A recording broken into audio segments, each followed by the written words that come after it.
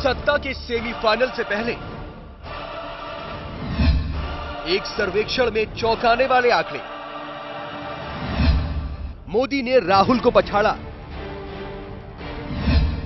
Bihar UP में नरेंद्र मोदी की आंधी। यूपी बिहार में सबसे बड़ी पार्टी बनेगी बीजेपी। फिर भी लोकसभा चुनावों में पूर्ण बहुमत से दूर बीजेपी। केंद्र में 2014 में सरकार के गठन में तमाम क्षेत्रीय दल महत्वपूर्ण भूमिका निभाने जा रहे हैं और सत्ता की चाबी इन्हीं दलों के पास होने वाली है। इतना ही नहीं, एक चुनावी सर्वेक्षण में यह भी बात सामने आई है कि बीजेपी के अगुवाई वाला गठबंधन एनडीए सत्तारूढ़ यूपीए को काफी पीछे धकेल देगा। 16 अगस्त से 15 अक्टूबर के बीच एक अंग्रेजी कारोबारी अखबार और नीलसन द्वारा कराए गए राष्ट्रीय नमूना सर्वेक्षण में आंध्र प्रदेश, उत्तर प्रदेश, राजस्थान और केरल में कांग्रेस को भारी नुकसान दिखाया गया है, जहां उसे पिछली बार अच्छी खासी सीटें मिली थी। उधर उत्तर प्रदेश और बिहार में बीजेपी को अच्छा लाभ मिलने की बात कही गई है, जबकि राजस्थान में भी उसके सत्ता में फिर से लौटने की भविष्यवाणी की गई है। राजस्थान, मध्य प्रदेश, दिल्ली और छत्तीसगढ़ जैसे 4 राज्यों में आगामी विधानसभा चुनावों को एक तरह से अगले आम चुनावों के सेमीफाइनल के तौर पर देखा जा रहा है और ऐसे में सर्वेक्षण में पहले 3 राज्यों में कांग्रेस को भारी नुकसान होने, साथ ही केवल छत्तीसगढ़ में उसके लिए उम्मीद की किरण बचे होने की भविष्यवाणी की गई है। अंग्रेजी कारोबारी अखबार और नीलसन के इस सर्वे में ये बात सामने आई है कि उत्तर प्रदेश और बिहार में मोदी के पक्ष में माहौल बनता जा रहा है। दोनों राज्यों में हर दूसरा वोटर मोदी की पीएम पद की उम्मीदवारी का समर्थन करता हुआ दिख रहा है। मोदी यूपी और बिहार में राहुल गांधी से बहुत आगे निकलते हुए दिख रहे हैं। सर्वे में जो आंकड़े सामने आए हैं, उससे कांग्रेस को करारा झटका लगने की उम्मीद है।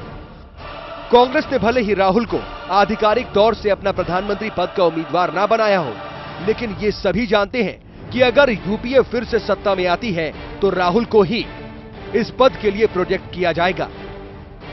ऐसे में केंद्र की सत्ता तक पहुंचने में सीढ़ी का काम करने वाले दोनों राज्यों यूपी और बिहार में यह रुझान कांग्रेस की नींद उड़ाने के लिए काफी है। सर्वे में प्राप्त आंकड़ों की बात करें तो सर्वे में शामिल यूपी के 50% लोग मोदी को बतौर प्रधानमंत्री देखना चाहते हैं। वहीं बिहार में मोदी को पीएम बनते देखने वालों का प्रतिशत 47 है। उधर कांग्रेस की बात करें तो कांग्रेस के उपाध्यक्ष राहुल गांधी को उत्तर प्रदेश में महज 9% लोग ही बतौर प्रधानमंत्री देखना चाहते हैं। हालांकि बिहार में यह आंकड़ा थोड़ा बढ़कर 19% पहुंचता है, लेकिन कांग्रेस के लिए यह प्रतिशत नाकाफी ही है। राहुल गांधी मोदी से स्त्री पुरुष, उम्र या शहरी ग्रामीण जैसे हर किस्म के वोटरों के समूह से पिछड़ते दिख रहे हैं। युवा मोदी की ओर आकर्षित हो रहा है। अब अगर बात पार्टी की करें तो सीधे तौर पर मोदी के नेतृत्व में बीजेपी को फायदा मिलता नजर आ रहा है और नरेंद्र मोदी फैक्टर के चलते बीजेपी को यूपी और बिहार में फायदा हो सकता है। इस सर्वे के मुताबिक मोदी फैक्टर के चलते 2009 में मिले नतीजों में भारी फर्क पड़ता दिख रहा है। उत्तर प्रदेश की बात करें तो उत्तर प्रदेश में साल 2009 में बीजेपी को 10 सीटें मिली थी।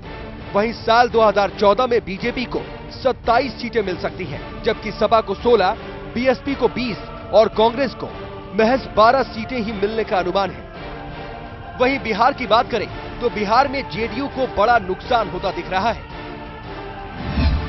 बिहार में 2009 में जेडीयू को 20 जबकि बीजेपी को 12 सीटें मिली थी।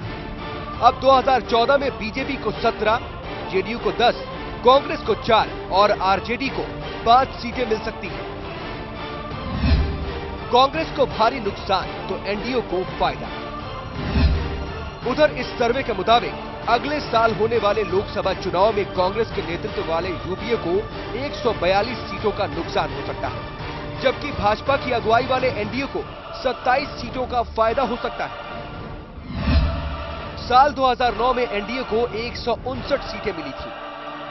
ताजा सर्वे के मुताबिक एनडीए को अब 186 सीटें मिल सकती हैं।